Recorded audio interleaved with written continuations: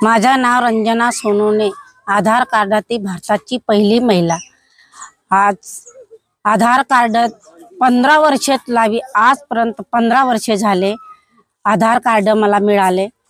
तर ते आधार कार्डाचे मला काहीही योजना भेटली नाही।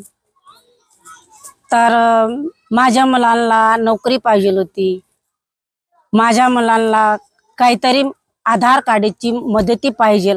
मी जशीची तशी प्रसूतीची आहे, 15 वर्षे झाले आधार कार्ड मला भेटायला, तरी ते आधार कार्ड भेटल्यापासून सुद्धा माझी प्रसूती बदलली नाही। जशी माझी गरिबी प्रसूती आहे तशीची तशीच आहे। मोदी सरकार आल्यानंतर मला गॅस सिलेंडर भेटलं, मुलाच्या नावावर घरकुल भेटलं, मला भांडे भेटली।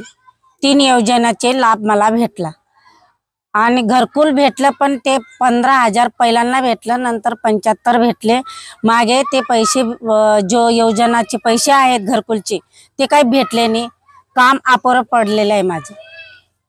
सरकार मायबाप माझे असं म्हणणं आहे रंजना सोनवणेचे, तर माझे घरकुल अपुरं आहे ते एवढं पूर्ण करा आणि मी हात जोडून विनंती करते माझ्या मुलांना नोकरी मिळवा।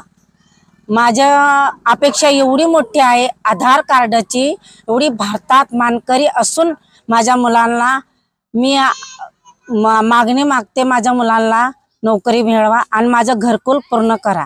मी एकदम गरीब परिस्थिती आहे, आज काय उद्या काय पावसात माझं घर पडून जाईल, माझ्या खूप गरीब परिस्थिती आहे।